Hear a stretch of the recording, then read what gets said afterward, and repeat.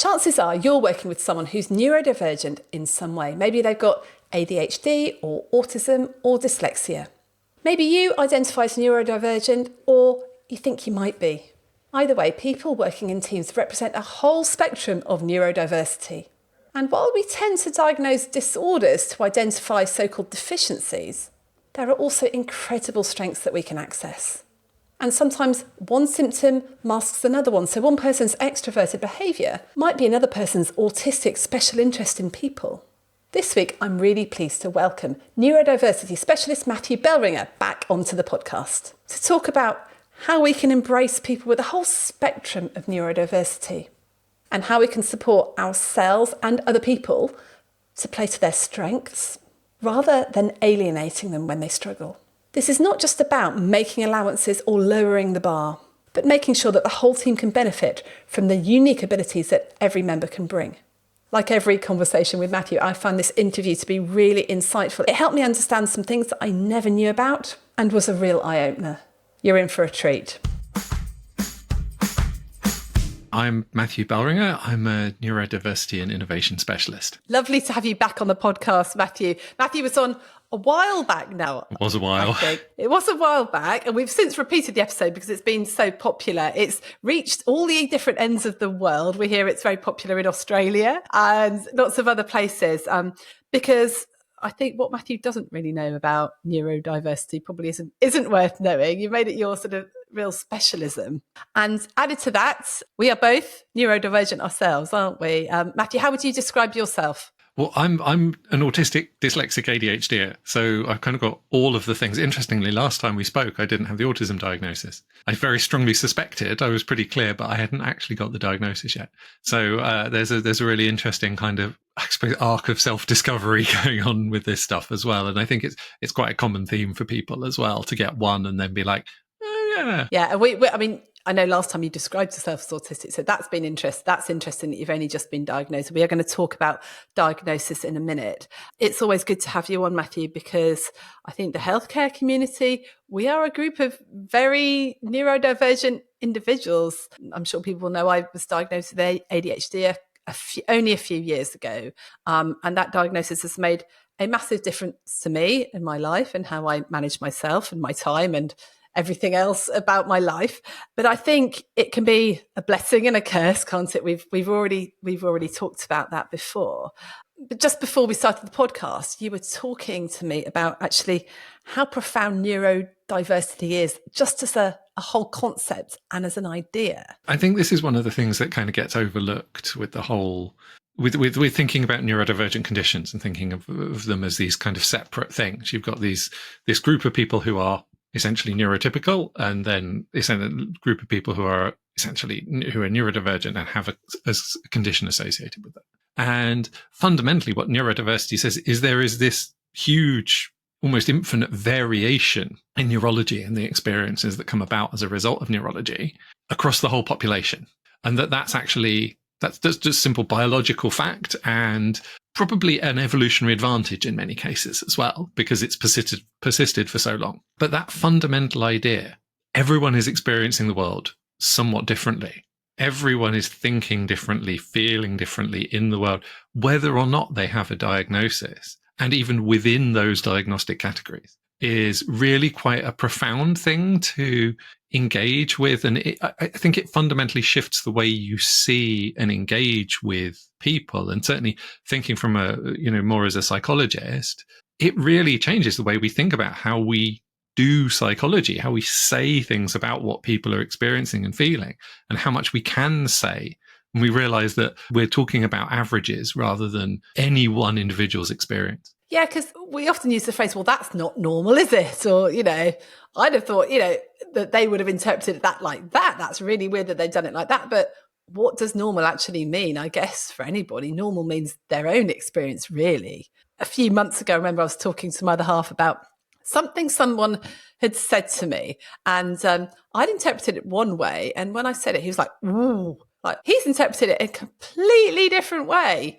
Just that exactly the same sentence. But in his mind, it definitely meant that. In my mind, it definitely meant something else. And neither of us were right or wrong. It was purely an interpretation. We wouldn't have known unless we actually asked that person what they'd meant by it. Yeah, I mean, I think, and sometimes I find if you ask that third person, that they'll have their own perspective, and it'll be different to both of the other interpretations as well. I actually recently did some work for an organisation around instructional design. They were concerned about the accessibility of some of their exams, and they wanted to make sure that they were neuro-accessible. So they wanted to make sure that the language they were using was as clear in its interpretation as possible. And that actually got me thinking, this isn't something we speak about very much in terms of how we assume that what we ask people to do, they understand what we mean very often. And that can be a huge gap. And really digging into it and all of the different kind of conditions, and also cultural background, and this stuff spreads so far beyond just kind of neurology, is that it's like what we hear as a result of what people tell us is not as clear as all that. And you're right, it is based in our own experience. And I think this is one of the things that's been emerging for me in the work around supporting neurodivergent people, is actually the self-awareness of everyone. Again, if we assume everyone is having their own unique experience, we all need to be able to situate ourselves in our experience to be able to really robustly work out what other people are experiencing and convey that to other people. It's really important to be able to reflect on our own position. And I think this is a particularly difficult one. There are so many people who are late discovery, late diagnosis, find that they just assumed that everyone experienced the world as they do. Everyone found it this difficult. They were just getting on with it, is very often the way. And what's interesting is actually, if we also experience a difficulty in that direction, we can reinforce that message for people. So say that you were, if I'd been working with someone before I knew I had ADHD, I might have said to someone who came to me and said, this is difficult because they had something related to ADHD. I might have said to them, well, everyone finds it that difficult because I found it that difficult. Whereas that's not necessarily the case. And I think that understanding that, of how we experience the world differently is really, really important, because it actually helps us connect with others as well around their experience. I guess it takes a lot of the judgment away as well, doesn't it? Because I did a podcast a few months ago about the judgment you put on things, whether things are right or whether they're wrong. And actually you could change that to whether it's helpful or unhelpful. And actually even that's quite judgmental, and just actually changing it to behaviour that works or behaviour that doesn't work. Now that is really unjudgmental. And if you apply that to neurodiversity, we often think people who are neurodivergent, they've got it wrong, the rest of us are right, or whatever. Actually, that's not helpful either. It's like, have I used language that is clear or not? So there's no judgment. That is clear, whatever interpretation you have, whatever way you see the world, clear for someone who considers themselves neurotypical or autistic or ADHD. It's just, is it clear or not? Because there's so much nuance in everything that we say. Let's take the judgment out. I think that's the main problem, is that there is a body of people who perceive them to be normal, and then everything else is abnormal. Actually, what you're saying is everyone's just different. There's no normal, abnormal. And what we need to do is just find that common ground where everyone can understand things the same. Yeah, it's that meeting point, that intersection between our understanding. It is one of the things that actually just improving this stuff for people who are a long way to the edge of a bell curve tends to improve things for almost everyone. It's better design. If you improve the language, you make the language simpler and clearer, you improve it for everyone. If people are in a stressful situation, they have less cognitive resources to be able to understand and engage with the language that you're using. So making it more straightforward, making it easier to interpret, is going to help them as well, regardless of whether they're neurotypical or neurodivergent. A lot of this is actually just generally good design. It's not for one group of people. That makes sense. I've got a friend who's head of SEN at a local college, and when she does sort of teaching observations and helps teachers with stuff, she's like, well, actually, if you make this clear, or if you look for this, if you help this particular learner, or you develop this resources for someone who's dyslexic, or these resources for someone who might be autistic, actually, those resources will be better all over, better in the end for everybody. Absolutely. And I love that analogy. That really helps.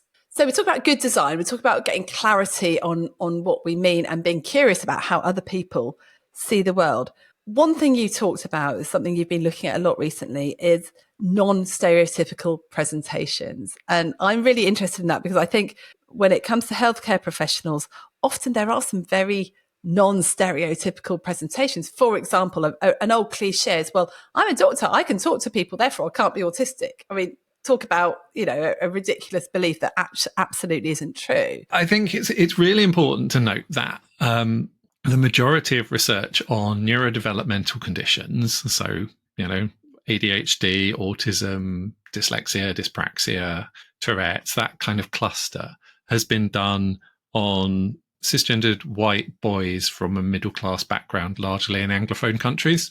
So once you move, the further you move outside of that group, the less likely the stereotypes we hold with the way that the conditions present are likely to be true. And that has all sorts of kind of knock-on problems. And one of the interesting things is this even affects medication and medication effectiveness. So one of the big challenges is like all of the research into medication and effectiveness, or almost all of it, has been done on young men for a variety of reasons. But that means that we actually don't understand the efficacy as much for women, and neither do we understand the efficacy of talking therapy interventions or like this whole range. We just don't have this understanding. We also don't have the understanding of how these conditions are understood and present from people from different cultural backgrounds. So they can show up quite differently, and the way that people might display them can be different. One of the classic autistic traits of differences in eye contact, not making the direct eye contact, that's also a cultural difference. It's only Europe and the US and North America where people actually make that kind of pervasive eye contact culturally, mostly. A lot of other countries don't have that level of intense eye contact. So that trait, you could misidentify that trait as autistic in someone who was just from a different cultural background, but that trait wouldn't be an indicator. So all of these different things can make it actually very, very hard to tease apart when we're looking at these external factors. I think it's being able to reflect on this inner experience is a much more helpful guide. But that itself is challenging because we're so trained to look for external markers and these kind of, in inverted commas, objective markers, whereas a lot of this is really phenomenological. So in terms of presentations that you might see in sort of really high functioning people, I'm thinking, doctors, nurses, healthcare professionals, what do you see showing up, and where do we commonly think to ourselves, I can't possibly be neurodivergent because actually I'm good at this and I can do this? I think there's a couple of different things. So the first of these is this intersection with twice exceptionality, which is to be, and I think this whole area is somewhat problematic because of the way it understands people, but this idea of being intellectually gifted as well as neurodivergent in another way, because to be intellectually gifted is to be you're enough of an outlier, and it comes with its own set of problems that are very common. Even people who don't fit any of the other criteria for neurodivergence but are intellectually gifted often have a lot of similar experiences in common to other neurodivergent people. And I think it's an interesting challenge to our ideas of like, because like this, the word gifted is a strange word in a way. If it comes with all of these struggles, it comes with social isolation, it comes with a whole load of different difficulties. So it really challenges our idea of what's a disability, what's a deficit and what's a strength. And I think that is the core thing to really understand about, when we're neurodivergent, our strengths and relative weaknesses constellate differently. So we might be extremely strong in one area and relatively weak in another. And the difficulty is interacting with the wider world is we expect certain abilities to vary together. So you'd expect somebody who was very intellectually fit, very intellectual, very, very clever, to have very, very good social skills as well. Even simpler than that, like to someone who's very bright to be able to communicate very clearly verbally. Whereas you can have non-speaking or almost non-speaking people who are, who would ace an IQ test, but just don't use spoken language that way. So it can be that strong as a difference for some people. And I think those ideas of what a successful whatever looks like, what is a successful doctor, and how are they doing that? This is one of the really big problems, is we have these stereotyped ways of achieving certain things as well. So say, you've got a task in front of you, but there are multiple ways of achieving that. And you might do that differently to one of your colleagues. And if we get too hung up on how we achieve that, we can miss the multiple ways that we're all achieving this, ultimately achieving a goal, but doing it in very different ways that play to our strengths or not in some cases. It's interesting, Matthew. I've got this is going to come from a bit from left field, but I think one thing I've noticed, one thing I'm doing a lot of talks on at the moment is this sort of superhero mentality of doctors. We are absolutely capable of doing anything and everything, and often they are. They're not capable of doing everything, though, because they haven't got time. But then there's this over-responsibility. And so I'm going to work really, really hard, like as hard as I possibly can. And I'm responsible for everybody and everything. And the thought of letting other people down or dumping on colleagues is just almost painful. In fact, we were running a day yesterday, and one of the doctors said, I can't live with other people thinking I'm shirking. Like literally, I can't live with it. Now, I'm beginning to think, is that over responsibility and this desperation to always be the hero for other people? Is that a neurodivergent trait?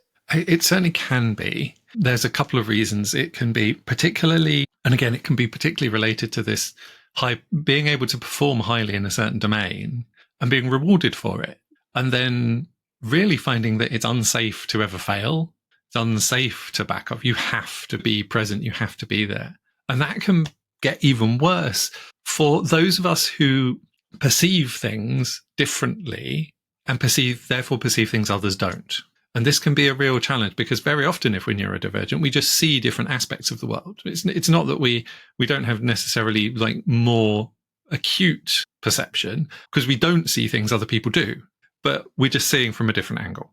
But when we see from a different angle, and that angle is relatively rare, it's very easy to then take responsibility for everything that we perceive, because we're the only one perceiving it. This often crosses over with these kind of hyper-adapted skills and these skills that people have developed. The classic one of these is if people have developed hyper-empathy as a skill for connecting with people, is if you're hyper-empathetic, you're likely to be doing emotional processing faster than other people. And this is quite common in ADHDers and autistic people. And anyone with emotional intensity might be better stated as quick emotional processing.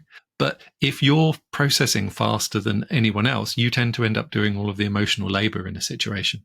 So whatever you're perceiving, whatever you're ahead of people on, it's very, very easy to fall into that pattern of, I'm the only one seeing this, therefore I'm responsible for it. And I think when you add that to the fact that, our identity is really tied up in helping people and always being there, if you then add to it that actually you might genuinely be perceiving more than other people, perceiving more need, having more empathy, then that's just like a double whammy of feeling responsible for everybody, everything. No wonder everyone's freaking burning out. Yeah, and you add that to the expectations that will have carried on from childhood. There are very few people that make it to medical professions who weren't successful at school to some significant degree and will have had reward from that. For a lot of people, this is one of the big challenges of being brighter in a non-adaptive environment.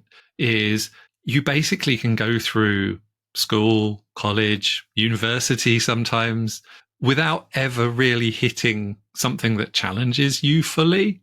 And so you can kind of cruise, but that means that you never develop the tools and techniques for engaging with something.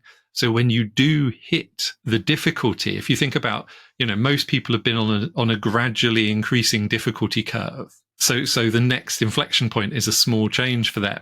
Whereas you hit the curve when it's nearly vertical. Yeah, that happened to me. I was, A-levels fine, university, mildly hard work, but it's fine. And it wasn't until I got onto the wards as a junior doctor that I hit that, oh my goodness, I am absolutely exhausted. I now have to organise myself. And this one particular nurse was a complete cow to me, and I did not know how to handle it I just was not used to that type of emotional abuse, or someone just being so intransigent and awful. And we hadn't been trained in the emotional side of things. We'd been trained in the intellectual problem solving side of things. And I was completely unprepared for it. And I feel like this is almost like the flip side of the expectations that we might place on ourselves, is that those can often come from other people. That expectation that because you're very good in one area, and very often because you've had the resources given to you to develop that skills in those areas, that it becomes almost like a moral failing or an expectation if you have needs anywhere else. In healthcare and medicine, we are observing that, and people tell me that they're probably a higher proportion of people who are neurodivergent from the neurotypical people. And I'm presuming because neurodiversity actually helps us in a lot of those roles. How is it helping us? I think it's definitely helpful to think on strengths, and that can be a really good cue. One of the problems with our current diagnostic criteria is they're all deficit based, and that can lead to mistakes in diagnosis because deficits are only half of the picture. So it's definitely worth thinking on particular strengths and the strengths associated with particular conditions. And particularly, autism is associated probably in a medical context with someone who is capable of synthesizing a lot of detail and coming to a singular conclusion. And ADHD has a bunch of skills that are really good with coping with chaotic and unpredictable environments. So anyone who works in emergency medicine, I'd expect to be to maybe have ADHD traits, and to some degree also in general practice, because of the variety of different experiences that come in. You don't know what's going to walk through the door next. And that's a really difficult situation for some people, but for others, it's actually a source of interest. It keeps the engagement, and you see that really high level. Some people need that level of stimulus and level of novelty, and others find it completely overwhelming. And the same with detail. So I think it comes down to understanding where your particular strengths are, and for me, where they are supported and where they're unsupported. Because very often these strengths and what we see as strengths and weaknesses are really two sides of the same coin. I like the model of sensitivities to understand this. We're sensitive to a certain thing, and that means that we can work with it to a really high degree, but it also means we're susceptible to overwhelm in that area. A classic example of this is someone who is auditory sensitive might be a really good audio engineer. They might be a great music producer, but they're not going to be able to cope in a really noisy environment, like a really noisy train station. That's likely to be overwhelming for them. So the sensitivities and the strengths are actually really closely related. And making sure that we're taking care of our sensitivities, and so we're not pushing ourselves into overwhelm, is really, really important area. And that can be really hard when we've learned to rely on them. It's that reflexive thing. As soon as you get close to overwhelm, you end up in somewhere difficult. We tend to rely on the things that we're strongest at. It's a very natural response. It's our normal response. But that means that we can do too much of a good thing. We can have too much of a good thing, and we can burn through the resources that we do have. I'd never thought of it like that before. And I've just been writing down. So if you are someone who has autism, so you can synthesize all that detail, come up with a single diagnostic criteria, which is brilliant for medicine. But then dealing with uncertainty, something that you can't deal with, that there is no answer to, that's really, really hard. Potentially, yes. Though, again, we don't want to stereotype too much, because I'm sure there are people but in general, the skills are often in that direction. And for me, I'm an autistic ADHDer, so I have this, this is one of the weird things. It's like, I am a coherent person, but the way that we think about both of those conditions, both in terms of strengths and weaknesses to some degree, kind of contradict each other. I was just thinking that, actually, yeah. They're like opposites. So like you're two opposites in one person. So that must be quite a jumble. But lots of people are, aren't they? Yeah, and I think this gets to the uniqueness of it, and the fact that we're all a cluster of different things, strengths, weaknesses, and we're all embodied differently. We all have different physiological things. This gets to something really around co-occurrence, and when we have co-occurrent things, is that can really fundamentally change how different things present, how different things are experienced, whether they're experienced as a problem or whether they're experienced as a benefit. And there's this whole space that we really need to, think again, going back to the neurodiversity idea, and that generally the idea of population diversity is if you have one thing, the way that another thing is going to present might be profoundly different because of that one thing. And that's autism, ADHD is quite a good example. Is part of the reason I'm late discovery is because I was always, I went out too much. I had too many friends. I'm too interested to be autistic. I'm also much too careful and much too precise to be ADHD. So I didn't fit the stereotypes on either side. And I think there's also a more subtle way that we stereotype, and that's how we experience people. There is a significant degree that we're kind of assigning people to categories on vibes. And there is a level of validity in that. But if our understanding of a condition is very narrow in terms of how it presents, then it's not going to give us a really good steer on what happens. And again, I have another confounding issue for both autism and ADHD, is that one of my passionate interests is people. I'm fascinated by people. I've studied people academically and always been really interested. And that means that I engage differently to someone whose passionate interest might not be people. So people hold my attention, but that means that if you interact with me, you might not notice that I have some of the traits, even though I do, because I'm interested in you, because I'm interested in people, rather than because I'm relating to you in the way that perhaps a neurotypical person might. From that, then, is there any point in a diagnosis? If everybody is so different and it all interacts so differently, and you can't infer anything from one thing, you can't say, well, if you've got ADHD, you're like this, or autism, you're like this. What's the point in diagnosis at all? It's a good question. Diagnosis does have quite a lot of value according to research. So the sooner someone is diagnosed with autism or ADHD, the better their life outcomes. Late diagnosis and untreated ADHD is associated with really significant lifespan impact, actually. There was some research published relatively recently in the UK that put it at 7 to 9 years for ADHD. I've seen up to 12 years for ADHD and autism. So they're really significant in terms of lifespan and quality of life. And we know that life outcomes are improved with sooner diagnosis. So there is something going on that's helpful. What appears to be helpful is it's useful to differentiate between explanatory value and predictive value. So a lot of diagnosis has a huge degree of explanatory value. You can look at past experiences and go, oh, that's why. That's why that worked. That's why that happened. That's why that didn't work. And that is really useful, but they can have much less predictive value. So being able to work out what is going to work is not so strong as a value. It can to some degree, but because of all of these other intersectional things that we've mentioned, we don't actually have the data to know. I think if we did enough research, if we threw enough at it, we could probably get better at that. But we don't at the moment, and we don't have that level of, we just don't conduct studies on that level. We don't collect data on that level.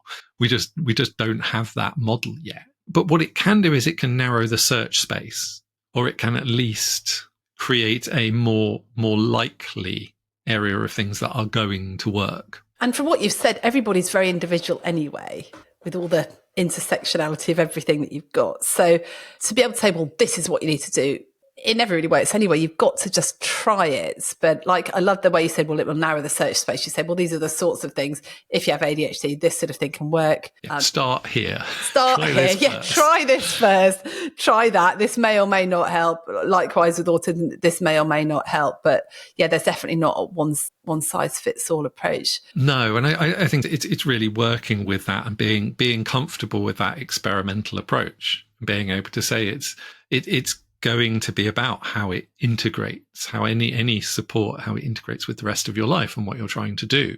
I know that there are a lot of sort of doctors that roll their eyes when it comes to neurodivergence. I've seen threads on Facebook and stuff like that. Like I'm fed up of everyone wanting to get diagnosed for this, wanting to get diagnosed for that. Honestly, everyone's going to have diagnoses these days, lots and lots of eye rolling and stuff like that. I can see their point, because I think every man and his dog is now identifying like that. But I think that probably just means that actually it's just so common and it's so helpful. And maybe the eye rolling is because people see diagnosis as either an excuse for them or I think people are genuinely looking for that explanations of what's been going on all their life. So they're looking for it, but they're also looking for perhaps a bit of a quick fix. That if I'm diagnosed, someone can fix me and it's all going to be all right. And that, in my experience, very rarely happens. Yeah. And I think there is an element of this being a diagnostic pathway, and part of a diagnostic pathway is eliminating the most likely thing first. And we do know that ADHD is dramatically underdiagnosed.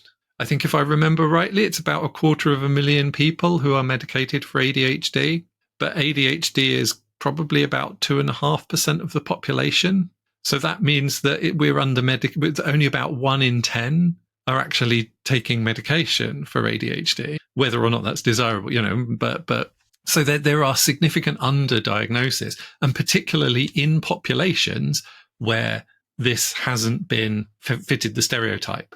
And there's a real risk here of simply not listening to people from marginalized and minoritized groups about their lived experience, which is unfortunately a failure mode that we have seen in medicine for a long time. And again, you can have two sides of this. It's either someone that shares none of your lived experience and you really don't understand what they're struggling with, but it can also be that you're undiagnosed and that you're struggling and you just assume this is normal, and it isn't. This is one of the things I often say to people is, if everyone around you is getting diagnosed, you should look into whether you have that condition yourself. Yes, because you sort of flock together, don't you? Because the wider population, everyone is not getting diagnosed. There's a significant sample bias going on if that's your experience. I'm just wondering, maybe just the problem is actually the word diagnosed. Because I think what doctors don't like is the fact that everyone's walking around thinking there's something wrong with them, that they've got an illness.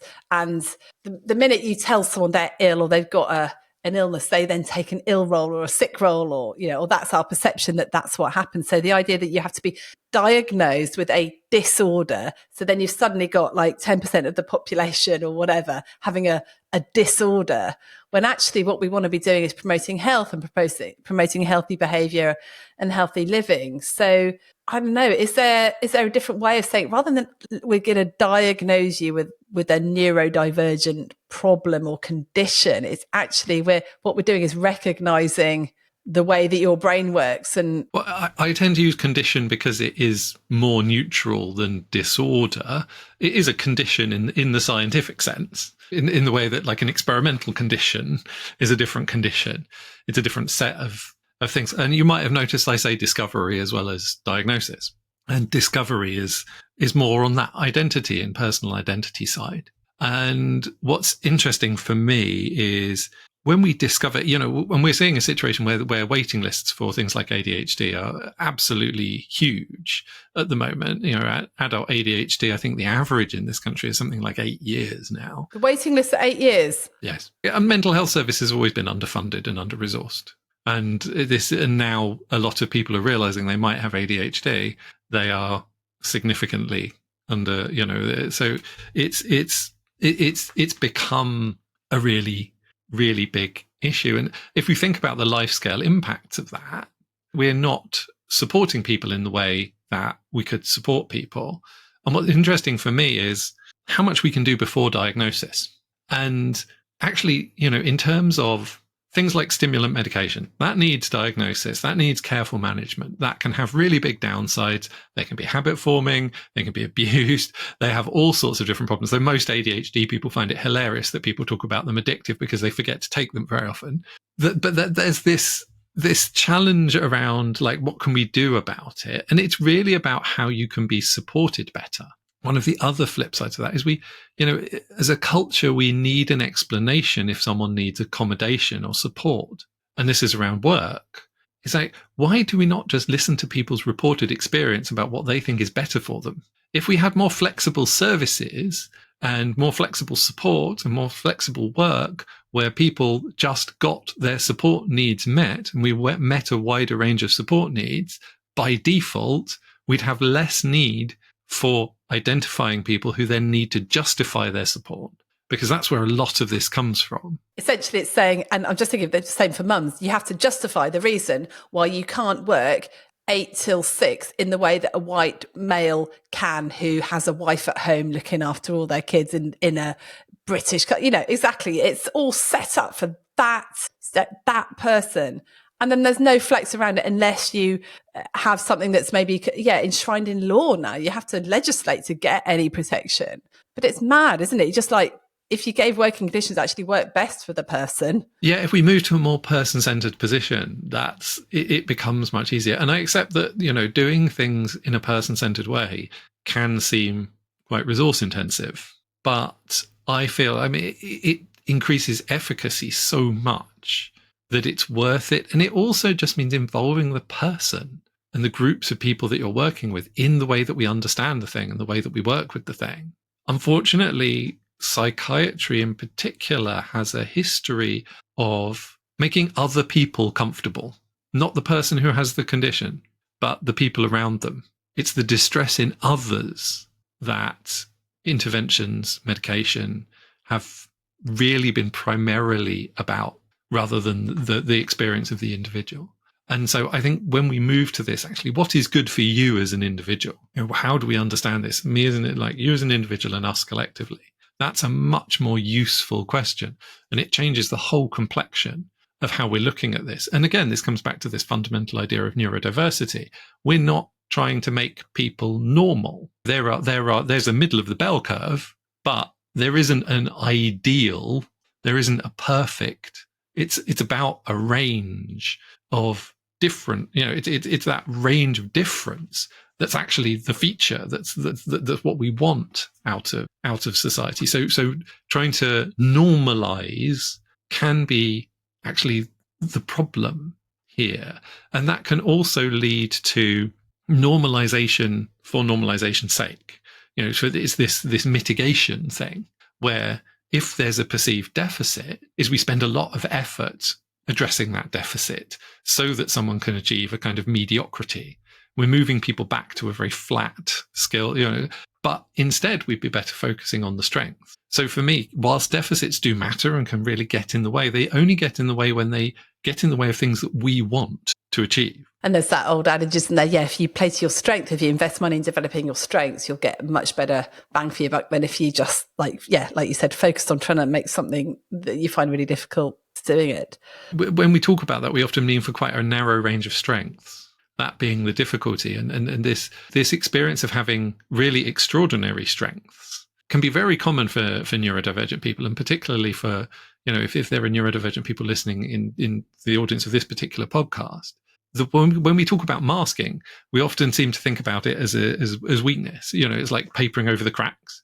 But very often for high performing people, it's strengths that you mask. You don't say the thing that you're seeing because you know that other people get uncomfortable when you point that out. You were a junior and you weren't supposed to see the thing that the person teaching you missed. That's not socially acceptable. So you learn not to say it. Those are the kind of things that we often cover up. So I think that ability to fully locate in our strengths does require a supportive environment and requires a degree of emotional capability in those around us to be able to cope with the idea that there are people seeing things that they are not seeing. I think there's a flip side though, Matthew. I think there is, and I'm going to bring up the elephant in the room that, I was talking to someone the other day who they have a junior doctor who is not capable of doing the job. I don't think she's neurodiverse. There's some other reason, but she's just sort of keeping on going, demanding this, that, the other thing, making everyone run around, make her, and actually she's just not doing the job. And there are some jobs that you actually have to be capable in certain areas to do. And I think people sort of my age, I'm nearing 50 now. We're Gen X. We've got these millennials coming up below, and there's a big culture clash between Gen X that have just worked so hard, working their arse off, have this over responsibility, feel they should do everything and just work harder and harder. There's the millennials that realise how important it is to protect their work-life balance and put more boundaries around. But then sometimes we see people that genuinely need adaptations in their work asking for them, but thinking, well, actually, if you can't do that bit of your job and you're asking for this, well, who's going to do the rest of it? And how flexible can we be if someone is genuinely, because of their exceptionality, in a role that they can't fulfill? How much contortion can we do to make that okay for that person? Yeah, I mean, I think there's a number of different ways to approach this. But starting with, there are fundamental capability baselines. We want to make sure that people are capable of doing what we want them to do and what we need them to do. But what we do need to be careful about is whether they are actually supported in doing those things, how they are doing those things, and whether they might use a different method. Because we want an outcome, we need to be more flexible about the method. So that can be a real problem. If if your strengths lie in a certain direction, you might approach a problem differently to someone else, but that's still valid in terms of outcome. The other thing we need to look at is whether the roles, when we think of an overall job role, is whether that cluster of skills go together for everyone. Is there a set of really valuable things that person could be doing, but that just don't cluster together in the same way as we expect them to do, which becomes more of a bureaucratic challenge. And again, there are bureaucratic limits and we do have to do some of this, but that idea that skills all cluster together in a certain way is related to what I was talking about earlier. And you can, if you've got skills that cross over different domains, if you can find a role that fits, that can be an incredibly valuable role. Often see people, and particularly with ADHD traits, actually, because of the kind of connected thinking and the difference in like the wanting to follow different areas, is end up in a kind of go-between role where you're translating from one domain to another domain, which is incredibly valuable because we need those links. So if someone has a set of skills where you can link up to different domains, but you're not using them because you've got people in this box or that box, then that can be a real missed opportunity. Yeah, we do, as doctors, expect ourselves to fulfill an incredibly diverse role within one role.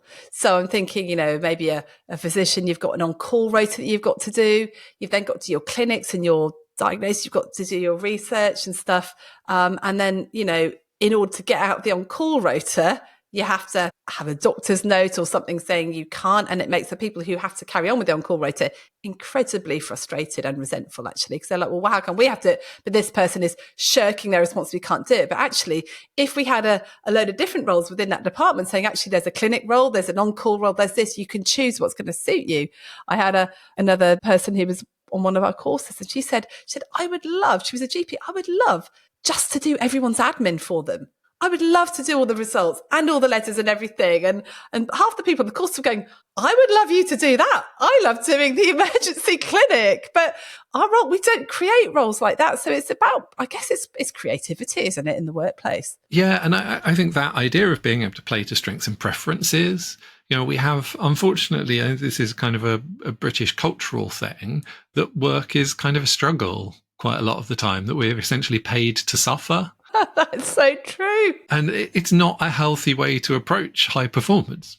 It comes from, like working in Victorian mills, I think. It's just not a healthy way for us to approach. When we're talking about, we'd be better thinking about professions learning from things like sport, like high performing sports. We want doctors to be high performers. You stick to the javelin. You do the high jump. Stop trying to jump over that when you're supposed to be throwing that. Exactly that. Oh, it's such a different way of thinking, isn't it? But I think you're right. It's the way our systems are set up. But the problem is what happens is that it then pits people against each other, because then people get upset and then, well, I've got to do that. Why don't they have to do that? But actually, if, okay, well, we'll pay you to do that bit over there. If you don't do that bit, you get paid differently. You get paid to do this bit or whatever. Then everyone starts working as a team rather than gets resentful about, well, how come you get off on that? And are you using your neurodiversity as a neurodivergence as an excuse? Or why should I be inconvenienced? And that's the problem, I think. I think a lot of people think, why should I be inconvenienced because we're having to make allowances for you? And that's the problem. It just shouldn't be like that, should it? Well, everyone should be. We should always be adapting this way, one way or the other. It's like everyone. It's not about making allowances. It's about accepting that everyone's different and has different strengths and interests. And if we support those and let people use those, we get more out of them. Which is why we circle back to what we first started talking about, that everybody is neurodiverse. So we need to be thinking, even if we don't feel that we have a different condition, actually, how do I work best within this environment that I'm in? Even if you don't have autism or ADHD or dyslexia or anything else, you'll still have strengths and weaknesses and things that you need to actually develop and work to, and other things that you really hate. So just don't do that anymore. Yeah, you are allowed. I think it's this association between having a diagnosis and being allowed to be a human with specific needs and experiences and preferences. That feels like the problem here to some degree. And we are implicitly chasing this kind of idealized person when we do this. We're as you mentioned, it's the straight, white, neurotypical, able-bodied, middle-class man. But it's even then it's an idealized version of that person who almost no one is going to, be that like anyway. And it is this kind of Superman figure, and it's not helpful for anyone. We have to accept humanity, limitation, and the way that humans are, and design systems and services that reflect that. It's the systems and services that are the problem.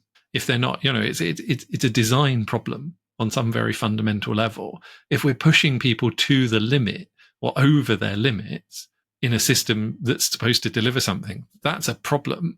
That's not a necessary function of the outcome. That's a probably implicit decision that was made in how we meet that outcome.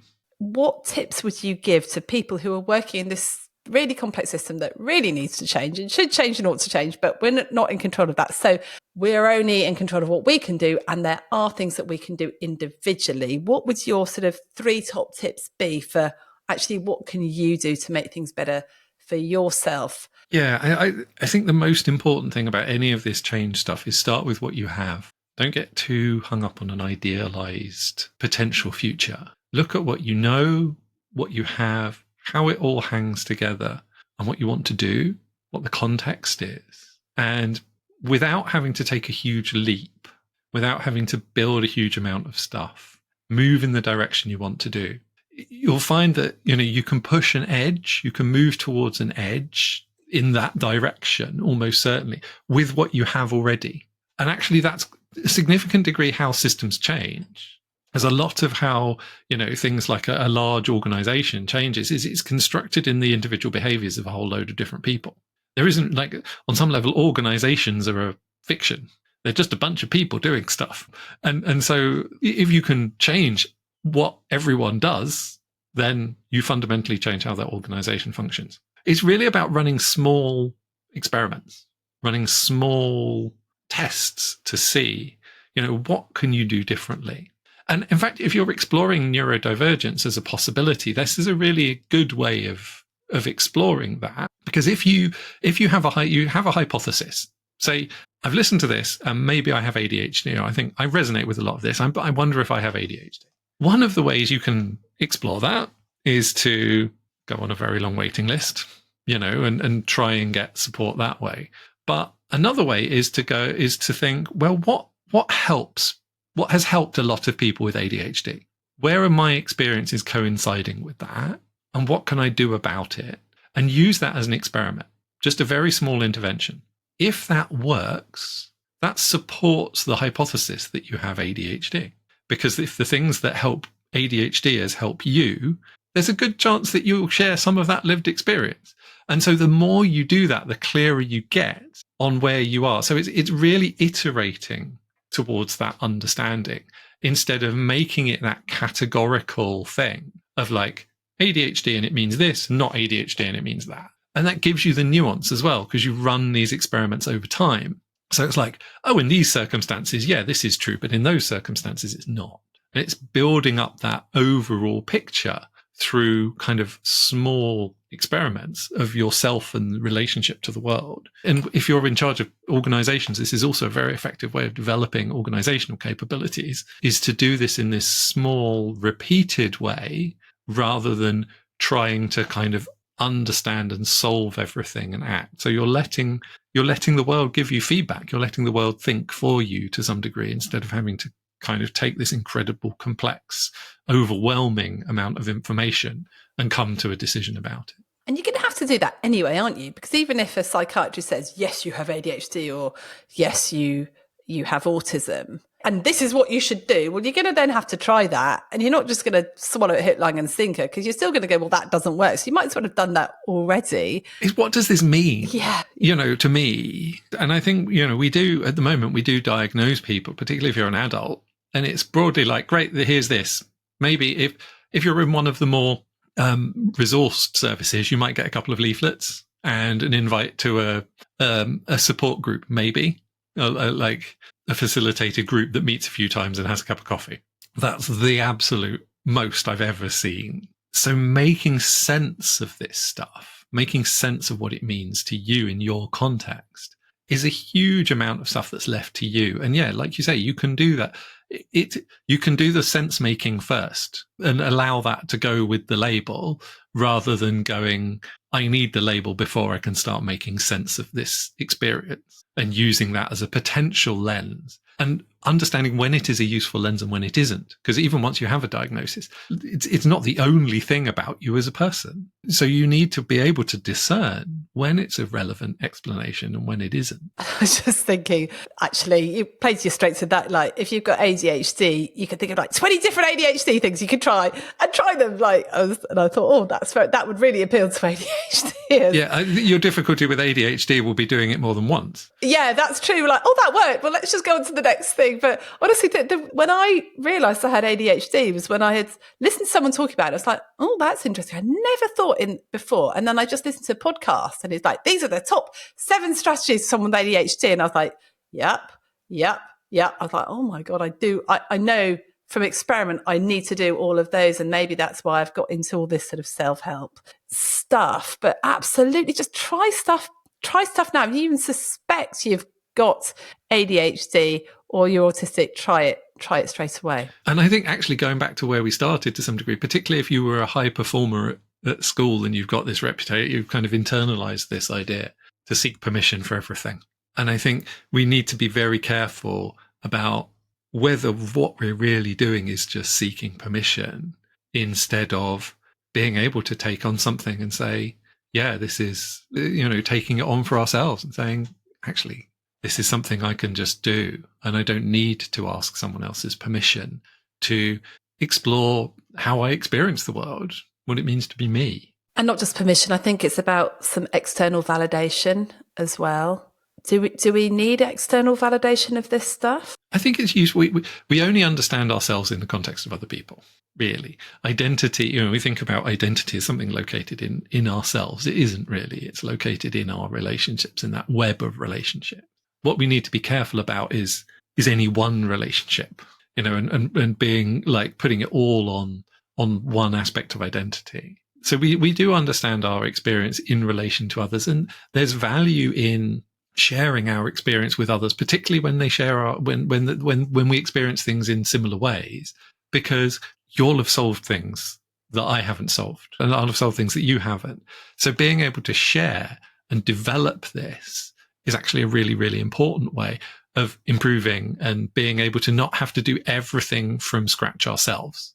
Because that's the key with this, is how can we meet our own needs as a unique individual, but without having to do everything from first principles. And we are so lucky. There's so many podcasts out there about these things. There's so many YouTube videos, there's so many books. So just find a book, find a podcast, go really deep into it, which, our special skills probably mean that we can do that, right? Yeah, and I think follow your interest in this. Is if it has energy for you, what aspects of it have energy for you? What needs aren't being met right now as well? It's like, is this a professional thing? Is it that you're bored? Is it that you're creatively unsatisfied? What is it that's missing? And again, you don't need permission to meet that need, you can go and look for it yourself, and that's okay. Even if it's not what other people who, fit some of your other identities would do. Matthew, what resources would you recommend if someone is wondering and wants to explore that? Are there any good books or particularly good things for starting to look at any of this? I think in general, I would suggest look to resources created by people who have that lived experience and see how much you resonate with those experiences. There's a real element that which we kind of know our own, whether or not, we can kind of sense it in other people without necessarily consciously being aware, but we can kind of, I sometimes heard it described as neurodivergent peer review, is you just kind of know someone's experiencing the world like you. If someone describes an experience that resonates for you, follow it up and have a look and go with whatever form works for you as well. You don't have to do this a specific way. If you like podcasts, find some podcasts about it. You like videos, go to YouTube. If you like books, you get the picture. It's like, and if you're primarily interacting and talking to people, find a group of people and be open about your situation. Say, I'm exploring this. People are usually very, very happy to share their experience with someone else they think who thinks they might have that. Going with humility and like, I'm learning and understanding. People will share a huge amount very generously usually. So I think just explore, follow the thread. And don't be worried if that thread then goes nowhere. You can always pick up another thread, but follow the thread that comes up for you. Well, Matthew, we could talk on and on forever, couldn't we? We'll have to get you back another time. If people want to hear more about you and your work, how can they find out more? Yeah, so you can find pretty much everything I do at matthewbellringer.com. You can also find me on LinkedIn, where I post quite a lot. And I've also just started on Blue Sky. So hopefully that'll carry on. I don't know whether that will stick, but started. So yeah, those are the main areas people can find all of my different work, and information about working with me one-to-one as an organization, and the community I run called Curious Being as well. So there's a whole load of different ways that you can interact. And I'm always happy just to chat to people. If you've got any kind of questions or anything that's come up for you, always happy to, talk to someone, point you in the right direction, share specific resources if you are, if you do want a pointer. That's wonderful. And Matthew, I think you're coming to be one of our speakers, hopefully at our Work Well Live conference on the 21st of May.